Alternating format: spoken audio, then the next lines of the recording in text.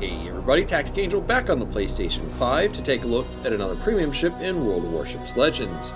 This time we'll be looking at the Lushun, a Tier 8 premium Asian destroyer. For this review we'll start with some history, move into analysis, discuss commanders, then run down the stats and finish off with some gameplay. If you want to skip around though, you should see some time codes in the description. So the year is 1949, and communist rebels have pushed the government of China off the mainland. This insurgent army calls itself the People's Liberation Army. They rule over a massive land empire that also has 11,000 miles of coastline and another 6,000 islands. Tasked with defending this territory is what comes to be known as the People's Liberation Army Navy, often referred to as the Plan because it's shorter and doesn't sound quite as dumb as saying Army Navy over and over again. In 1950, the Korean conflict begins. North Korean units flood the south and nearly conquer the whole peninsula. General MacArthur organizes a naval invasion at Lüshun near Seoul. It's a very impressive operation, and one that puts in stark contrast the much less complicated communist invasion of Hainan earlier in 1950, wherein around 4,000 troops were lost when the antiquated junks that they were using as troop transports were attacked by Chinese forces. More important to this narrative is the presence of the United Nations, and in particular, the 7th Fleet of the US Navy, basically dominating the Yellow Sea, which gave the communists some pause. Now, the notion that the US would have intervened against Mao to the benefit of China was a bit paranoid, since the US had, to that point, done very little in helping either side following World War II, and in fact worked with both the Chinese government and the rebels during World War II.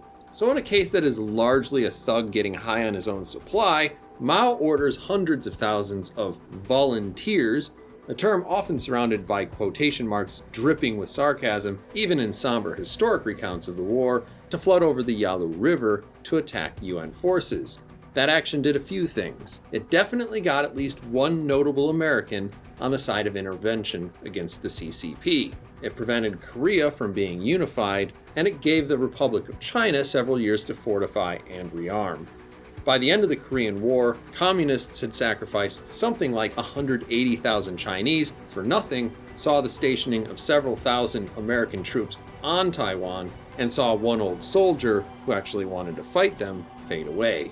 Somewhere in the middle of this, the Soviet Union begins Project 41. This would be the first destroyer project seen to its completion that started after World War II. The design was approved in September 1949, the hull was laid down in 1950, she was launched in January 1951. The purpose of the Project 41 destroyer was largely to create a destroyer with dual-purpose guns. At that point, a first for a Soviet destroyer, and with it a flush-deck destroyer with very limited superstructure. Presumably that would help provide better AA coverage, since there's less crap getting in the way of the guns. The Project 41 destroyer would come to be known as the Tallinn class by NATO designation, and would spend about 3 years in sea trials. That is a long time for a ship, a very long time for a destroyer, and part of that is that this was a large departure from previous Soviet destroyers. The other part is also kind of that this ship had a lot of problems. It couldn't maneuver in reverse. It took a lot of water over the bow, which also sort of rendered a lot of her forward AA mounts unusable. She also ended up being slower with less endurance than planned, and all of this was crammed into a ship that was larger than the Navy wanted. As a result, she spent a full 4 years in sea trials before being commissioned into service as the Nostoshimi in January 1955, and no further Tallinn-class ships were ever built. Now, it's not exactly obvious when this ship, the Lushun, would have ever been contemplated, and it's probably not wrong to say that it wasn't. But the game does list that the ship hull was used as the basis of the Luda-class missile destroyers eventually built by the Chinese Communist Party, but those ships wouldn't appear until the 1970s. There's some speculation that the Kotlin-class destroyers were also the basis for that ship, but the Tallinn class was mentioned in Conway's All the World's Fighting Ships, so kind of the modern ship Bible, and I'll leave it to someone else to fight that fight if they really want to, but chances are that it's kind of a combination of the two anyway, since the Project 41 destroyer class was a failure, and by that point, pretty obsolete. In any case, the Lushun is the Chinese name for Port Arthur, which was and is a base for the Plan to this day. and it's probably close enough to the CCP's naming convention of putting city names on destroyers to count, even if I don't think they've ever had a ship named Lushun. In any case, unless the Soviet Union built this ship and sent it to Mao, there was no way that the CCP was ever going to build this. That wasn't impossible, I guess, and this does have Russian guns on it, but that's it for history because really there isn't much. As for the Lushun in-game, it's the first Pan-Asian premium destroyer at Tier 8 and the second Nostroshimi class. That probably starts out for a lot of players on a bad foot, since the Nostroshimi is not a well-liked ship for good reasons. Lushun does have some significant differences, having strengths in its survivability, utility, and firepower though. Key to Lushun's survivability is a pair of heals that restore a very high percentage of its hit points. How much? Hard to say. She also comes with a powerful sonar, allowing you to see ships 5.4 kilometers away and torpedoes at 3.8. That's very good, and enough said about that.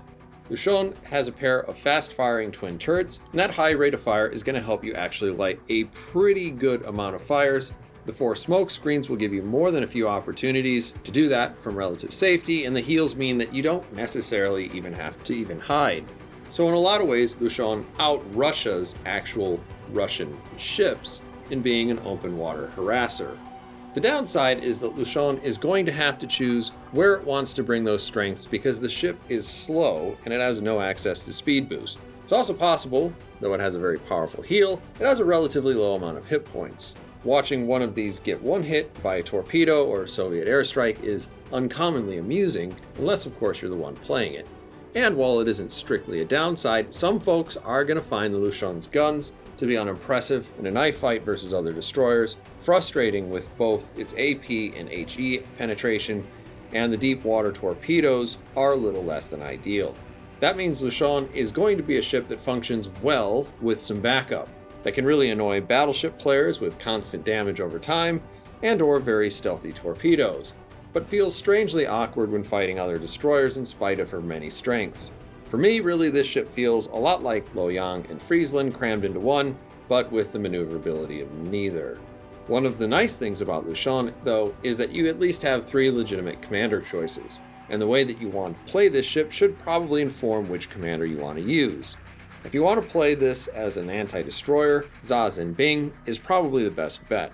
His ability to increase rate of fire is the chief advantage here, and you have 2 choices for radio positioning finding, which you'll obviously need. You can improve your shell damage, which will go a long way to winning gunfights against destroyers, but the actual DPM of your main battery has a lot less to do with the shell damage, and usually more to do with damage over time.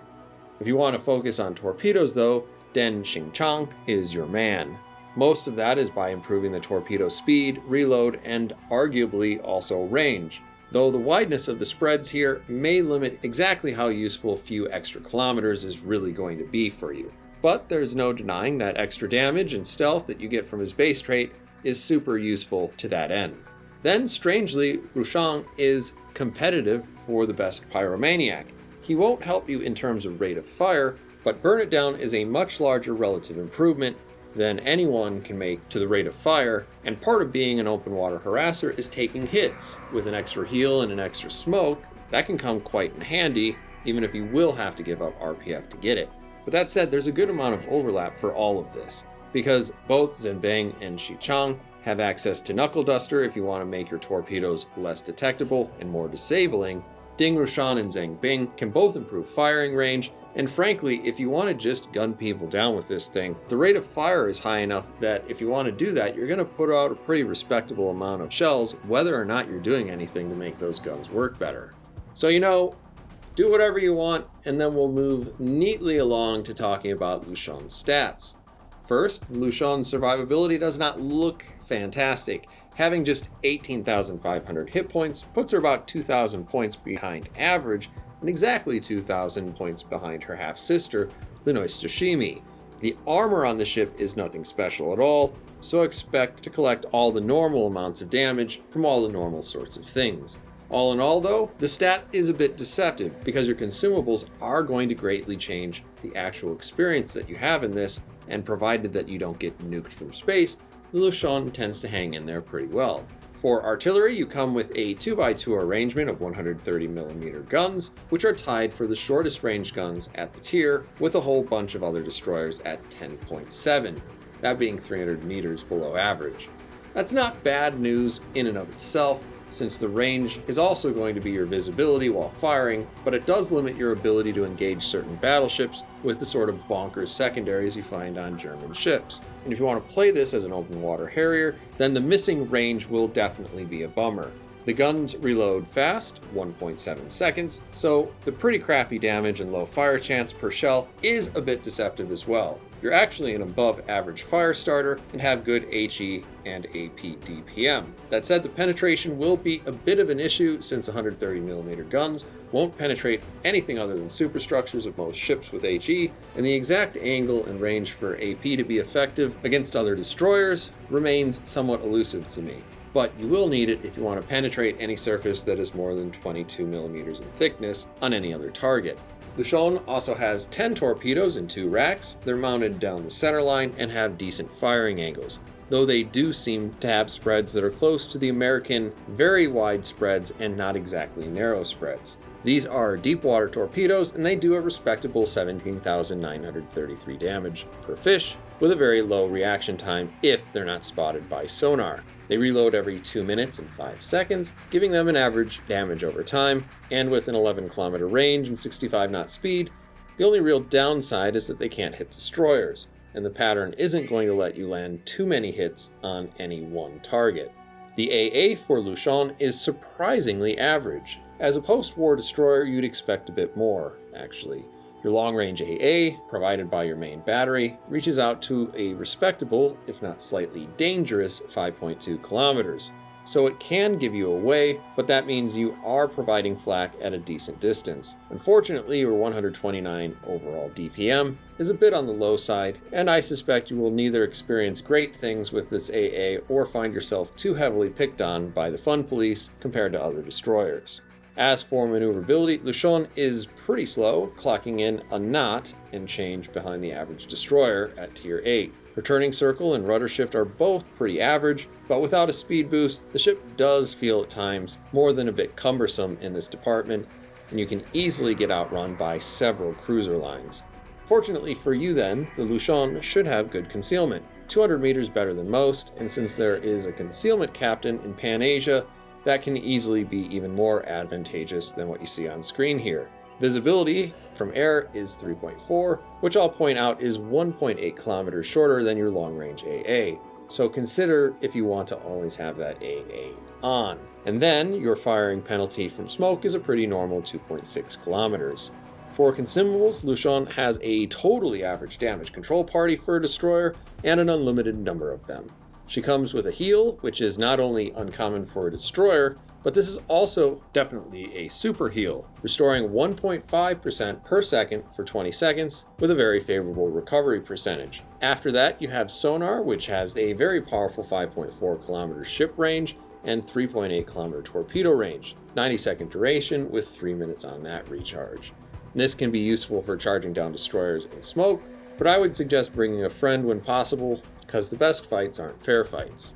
Finally, we have a smoke screen, 4 charges of a relatively short duration smoke, so like normal Pan-Asian destroyers, not quite as many charges as the British, but slightly longer in duration, and then 2 minutes on the recharge.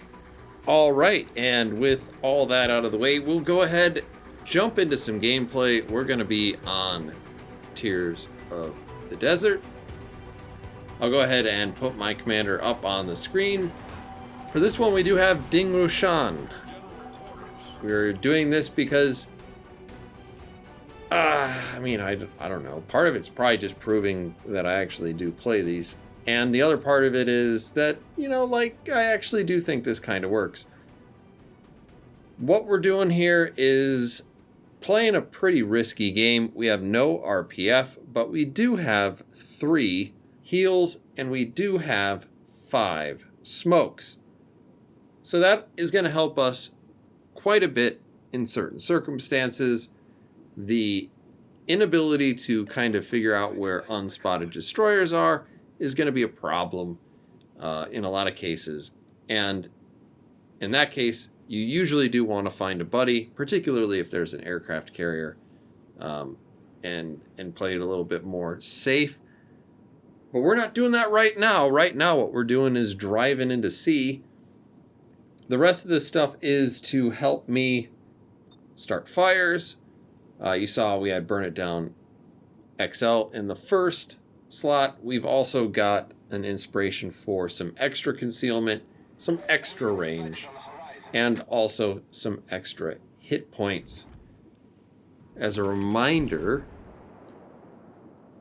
your maximum hit points determine how effective your heals are. So if we increase our maximum hit points with Sims, we're going to get a bit more out of each of our heals than we would without him. It's not going to make a huge difference, but it can occasionally be noticeable. And if you ever finish a game under a couple hundred hit points, you could probably thank his inspiration for allowing that. Now that we've entered C, you can see that we have a situation where maybe there's a destroyer over here. We don't really know. We definitely have seen some torpedoes coming in. It could be the Shimanto. Now, I'm going to move out here because the Shimanto is actually faster than this ship. Even though I have Velocious, I don't want to try to outrun it because there is at least a decent chance that he's faster than me. It does look like he has not pursued me, though, and he takes 3 torpedoes to the side, and we have a pretty good indication of what his maximum hit points were. We get spotted by a ZF-6. We start firing on him, immediately slam on the brakes.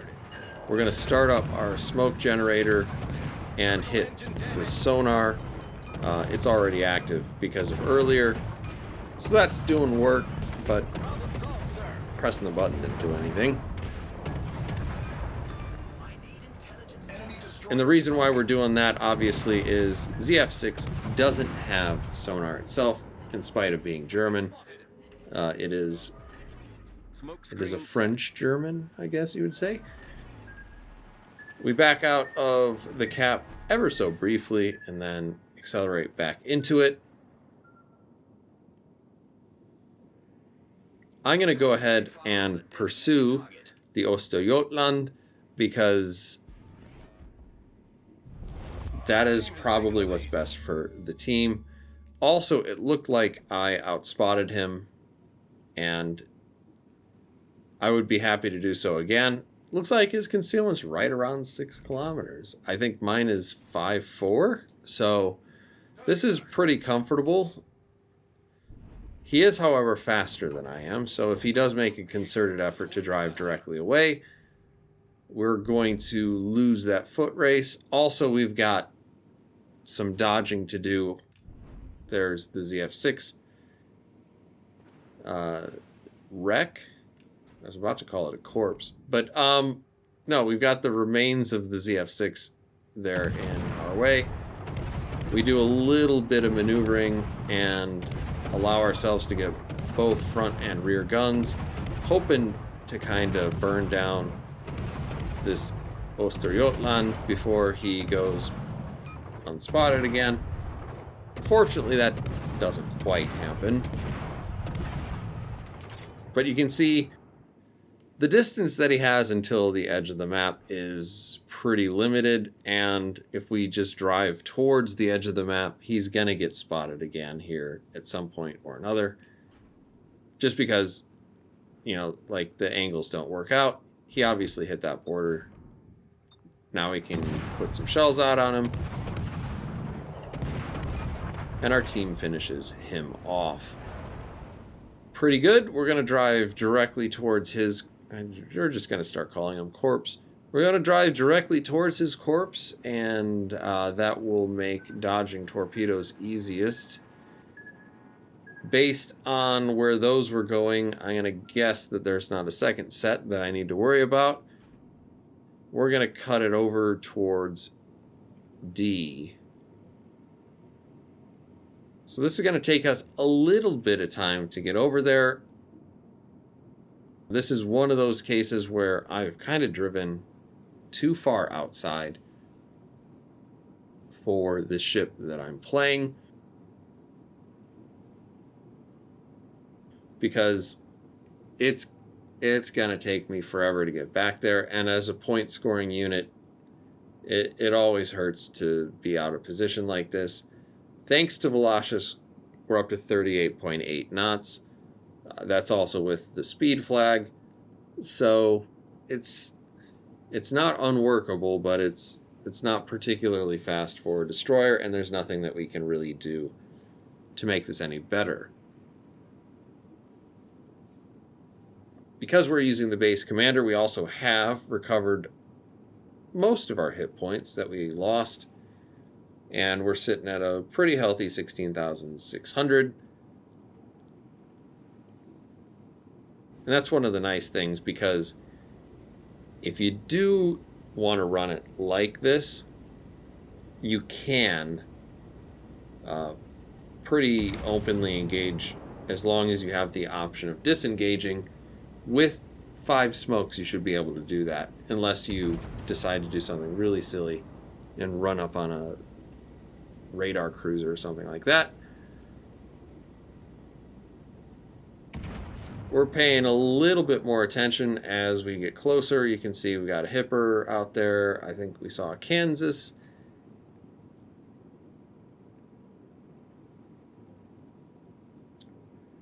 Kansas is pretty low. I don't think that's going to really be a thing that we're going to contribute too much to.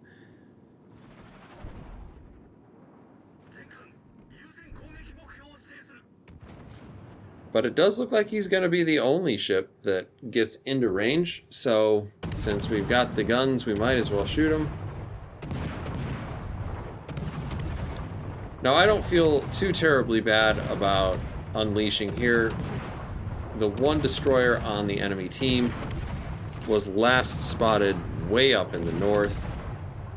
So, you know, chances are that I'm not going to take a bunch of long-range torpedoes while doing this, and I'll just contribute a little bit to whittling down the Kansas. You can see most of the shots that I'm making there are only doing about 200 damage each, and I do have to hit superstructure in order to make that happen. This sort of HE will bounce off of the bow. It'll bounce off of basically belt and upper belt. Not bounce, but shatter. You know what I mean. In any case, you saw me slam on the brakes there to just try to avoid a little bit of damage. We did take some shells from what was probably the Hipper to our right, as well as the Republique. And, you know, we hit the heel again. We recover most of that damage as well. We're above half, so we're feeling pretty okay. Continue to pepper this guy with a whole bunch of HE, and the sensible thing here would be to stop doing this and to actually shoot some torpedoes, and I'm thinking about that specifically, but I don't think we're going to lose this game. And for the purposes of the review, we continue to just kind of see what it looks like to throw this much HE out there. You can see, you know, you're not getting a lot out of the guns, so this is why when I talk about Zaz and Bing and the ability to increase your HE damage by something like 13%. I mean, you'd be doing an extra 27 damage each shot, 28 damage maybe. Is that a big deal? Probably not. Is it better to start fires with something like Burn It Down? I would say probably, right? Percentage-wise, it just kind of makes sense. In any case, we keep on the gas, and he continues to take a pretty good amount of damage. Most of that is coming from damage over time or our teammates.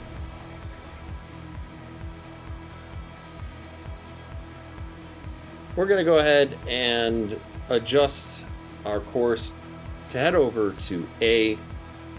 But as you can see, the points are quickly ticking down, and the game is going to end in a victory. And that should probably bring us to the closing thoughts on Lushun. Objectively, this feels like a ship I ought to have liked a lot more than I actually did. Something felt just a bit off about the gunnery, and I don't really do a lot of open water harasser sort of things very often, so maybe it's just that, because maybe I just don't feel like I'm contributing enough. But it probably just doesn't help that it's slow and kind of ugly as sin. As you guys noticed, I changed the camo up there, so there is that. This is probably going to be a ship I'd gladly use in some of the special game modes where its utility is going to be pretty valuable, but I'm going to be doing that because it's useful, not because the ship is particularly all that enjoyable to play. Anyway, those are my thoughts on Lushun. Let me know what you guys think down in the comments, and as always, I will see you on the next one.